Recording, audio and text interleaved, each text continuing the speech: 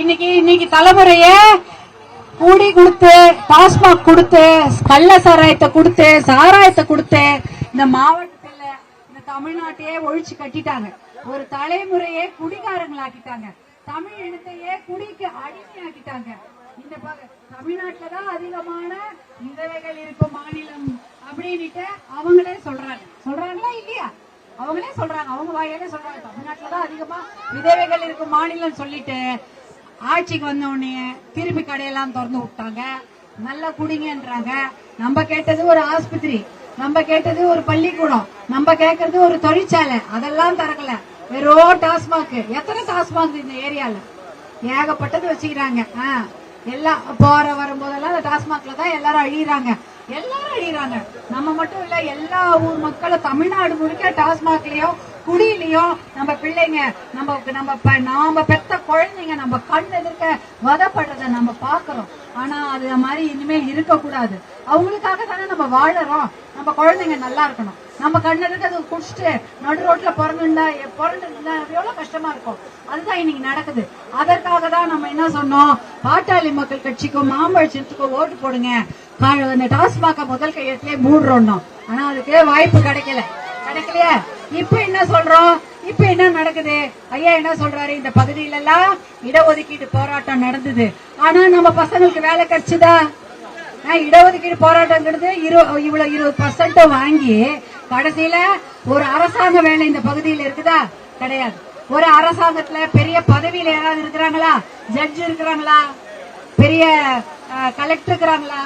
தாசில்தார் இருக்கிறாங்களா? Police officer இருக்கிறாங்களா? யாரும் கிடையாது. ஆனா போராட்டம் மட்டும் நம்ம தான் செஞ்சோம்.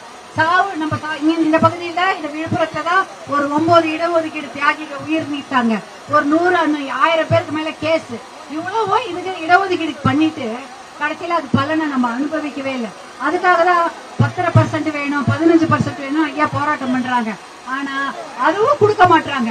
ஆனா ஓட்டு கேட்கும் போது போன வாட்டி வந்தாங்க, என்ன சொன்னாங்க, உடனே 10% கொடுக்குறோம், 15 கூட கொடுக்குறோம் அப்படின்னு சொல்லி ஓட்டை வாங்கிட்டு இன்னைக்கு அனௌன்ஸ் பண்றாங்க சட்டசபையில, நாங்க இடஒதுக்கீடு தர முடியாது, சாதி வாரி கணக்கெடுப்பு நடத்த முடியாது.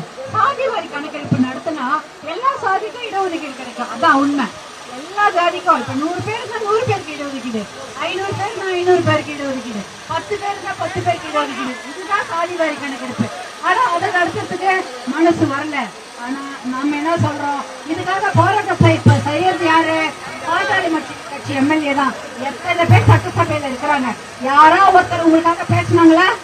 யாராவது ஒருத்தர் போராட்டம் பண்ணாங்களா? எங்க பசங்களுக்கு வேலை கொடுங்க, படிப்பு கொடுங்க. யாருமே போராட்டம் பண்ணல. அந்த பாட்டாளி மக்கள் கட்சி 5 எம்எல்ஏ தான் போராட்டம் பண்றாங்க. அதனால நீங்க இந்த பகுதியில இது விக்கிரவாண்டி இடைத்தேர்தல்ல உங்களுடைய அண்ணனாக அன்புமணின்னு அவங்க அண்ணன் நிக்கிறாரு, அவருக்கு மாம்பழத்துல ஓட்டு போடுங்க. ஆனா இன்னொரு 10 நாள்ல 5 நாள்ல ஓடி வருவாங்க எல்லாரும். ஐயோ குடுகுடுன்னு எல்லா கிராமத்துலயும் வந்து கதவு தட்டுவாங்க. ஐயோ இந்த கிராமத்தை விட்டுட்டோமே, இந்த கிராமத்தை போய் காசை கொடுப்போம், ஓட்டை வாங்குவோன்னு உங்க காலை கெஞ்சுவாங்க. அம்மா வாங்கிக்கங்க, நீ வேணான்னு சொன்னா கூட கொடுப்பாங்க. நீ நினைக்கிறதோட அதிகமாவே கொடுப்பாங்க. எதுக்கு?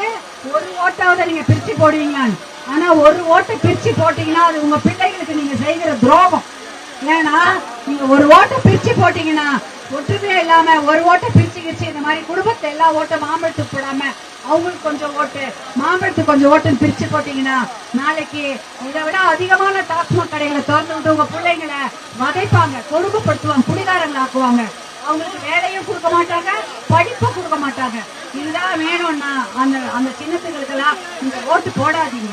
ஏன்னா கள்ளக்குறிச்சியில பாத்தீங்கல்ல, ஓட்டு போட்டீங்கன்னா ஜனங்க எல்லாம் செத்து கொத்தா செத்து போச்சு, தெரு செத்து போனாங்க. அதே மாதிரிதான் எங்க சாராயசாவும் நடக்கும். அதனால அந்த சின்னங்களுக்கு ஓட்டே போடாதீங்க. நீங்க மாம்பழத்துக்கு ஓட்டு போட்டாதான் டாஸ்மாக் கடைகள்லாம் மூடப்படும். மாம்பழத்துக்கு ஓட்டு போட்டாதான் உங்க பசங்களுக்கு இடஒதுக்கீடு 10% கிடைச்சி பசங்க வேலையும் படிப்பும் கிடைக்கும், வேலை வாய்ப்பு கிடைக்கும். ஒற்றுமையா இருந்து மாம்பழத்துக்கு ஓட்டு போடுங்க.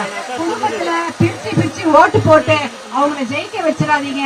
அதுக்கப்புறம் யாருமே தமிழ்நாட்டை காப்பாற்ற முடியாது, நம்மளே காப்பாற்ற முடியாது. புரியுதுங்களா? ஞாபகம் வச்சுக்கிறீங்களா? பயந்துடாதீங்க. காசை கொடுத்துட்டாங்க, அதை கொடுத்துட்டாங்க பயந்துடாதீங்க. நீங்க ஒழுங்கா மாம்பழத்துக்கு ஒற்றுமையா இருந்து ஓட்டு போடுங்க. நம்ம பசங்களுக்காக, உங்களுக்காக, நம் பிள்ளைகளுக்காக மாம்பழம் பாட்டாளி மக்கள் கட்சி ஐயா மருத்துவர் அன்புமணி எல்லா எம்எல்ஏவும் கூட நின்று அந்த பிள்ளைகளோட எதிர்காலத்துக்காக போராடும் என்று கூறிக்கொண்டு, மறக்காதீங்க மாம்பழ சின்னம் பெண்களின் சின்னம், நமது சின்னம் ஏழைகளின் சின்னம், நம் பிள்ளைகளின் எதிர்காலத்திற்கான சின்னம். நன்றிமா. போயிட்டு இருக்கமா? வரமா?